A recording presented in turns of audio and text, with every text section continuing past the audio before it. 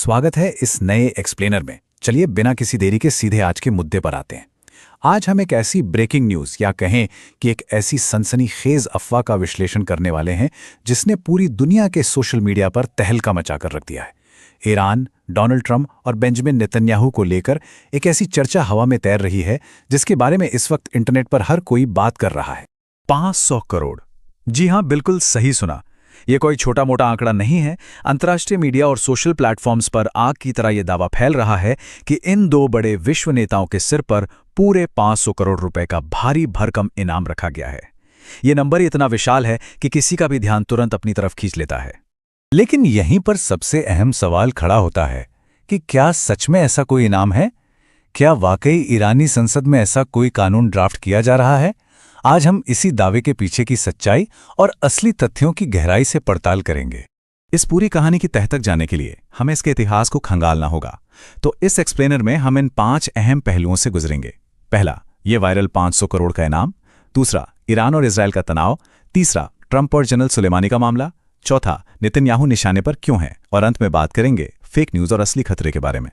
तो चलिए शुरू करते हैं हमारे पहले हिस्से से, वायरल 500 करोड़ का इनाम और सोशल मीडिया का दावा। दरअसल दावा कुछ इस तरह का किया जा रहा है कि पूर्व अमेरिकी राष्ट्रपति डोनाल्ड ट्रंप और इजराइल के प्रधानमंत्री बेंजामिन नेतन्याहू के खिलाफ कदम उठाने वाले को एक बहुत बड़ा इनाम मिलेगा। कई पोस्ट में तो साफ तौर पर यह राशि 500 करोड़ रुपए बताई गई है। ये बात इतनी तेजी से शेयर हो रही है कि पहली नजर में ये बिल्कुल सच लगने लगती है। अब बढ़ते हैं हमारे दूसरे बिंदु की ओर, ईरान और इजराइल का तनाव, जो कि कोई आज की बात नहीं है बल्कि एक दशकों पुरानी दुश्मनी है।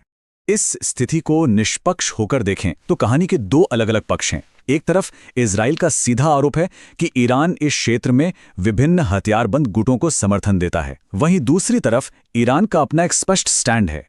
वो सीरिया, लेबनान, गाजा और लाल सागर जैसे क्षेत्रों में इजराइल की नीतियों का लगातार और कड़ा विरोध करता आया है। दोनों देशों के बीच ये छद्म युद्ध यानी प्रॉक्सी वॉर दशकों से ऐसे ही चला रहा है।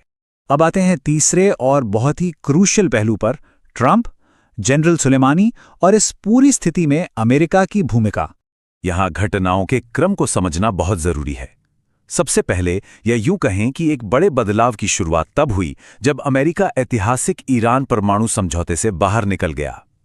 इसके तुरंत बाद ईरान पर भारी आर्थिक प्रतिबंध थोप दिए गए।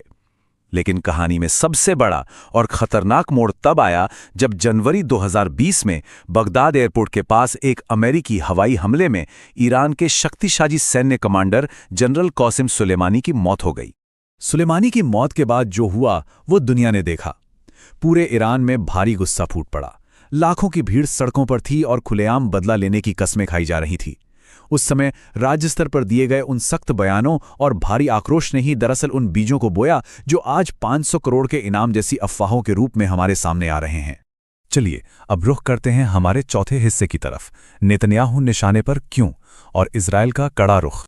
इस अफवाह में ट्रंप के साथ नेतन्याहू का नाम जुड़ने की भी एक ठोस वजह है।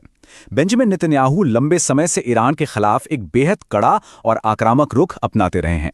उनका हमेशा से ये मानना रहा है कि ईरान पूरे मध्य पूर्व की सुरक्षा के लिए सबसे बड़ा खतरा है। इसके अलावा कई ऐसी अनवेरिफाइड रिपोर्ट्स भी हैं जिनमें दावा किया गया है कि इजराइल ने ईरान के परमाणु ठिकानों के खिलाफ कई गुप्त अभियान चलाए हैं। यही कारण है कि वे ईरान के सबसे बड़े विरोधियों में गिने जाते हैं। और अब हम पहुंचते हैं अपने आखिरी और शायद सबसे जरूरी हिस्से पर, फेक न्यूज़ और असली खतरा। आखिर इन दावों में सच्चाई है क्या? तो सबसे साफ और सीधी बात यह है कि इस 500 करोड़ के इनाम वाले दावे की कोई भी आधिकारिक पुष्टि नहीं हुई है, एकदम शून्य। आज के डिजिटल युग में सोशल मीडिया के एल्गोरिथम कुछ इस तरह काम करते हैं कि कोई भी एडिट की गई पोस्ट या सनसनीखेज अफवाह बस चंद मिनटों में पूरी दुनिया में वायरल हो जाती है, बिना किसी प्रमाण के। लेकिन इस पूरे विश्लेषण से हमें ये समझना होगा कि इनाम भले ही एक अफवाह हो, मगर इन देशों के बीच जो जमीनी भू राजनीतिक तनाव है वो बिल्कुल असली है और इसका सीधा असर पूरी दुनिया पर पड़ता है।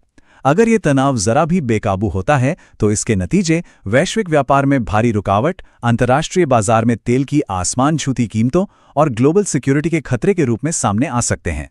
तो अंत में ये एक बड़ा सवाल हमारे सामने खड़ा हो जाता है, मध्य पूर्व की ये असली उलझी हुई राजनीति और सोशल मीडिया पर जंगल की आग की तरह फैलती ये फेक न्यूज़, ये दोनों मिलकर दुनिया को आखिर किस दिशा में ले जा रहे हैं। जब ज़मीनी खतरे और इंटरनेट की अफवाहें आपस में टकराती हैं तो सच और झूठ के बीच का फ़र्क समझना और भी ज़्यादा ज़रूरी हो जाता है। इस विश्लेषण के साथ जुड़ने के लिए बहुत बहुत शुक्रिया।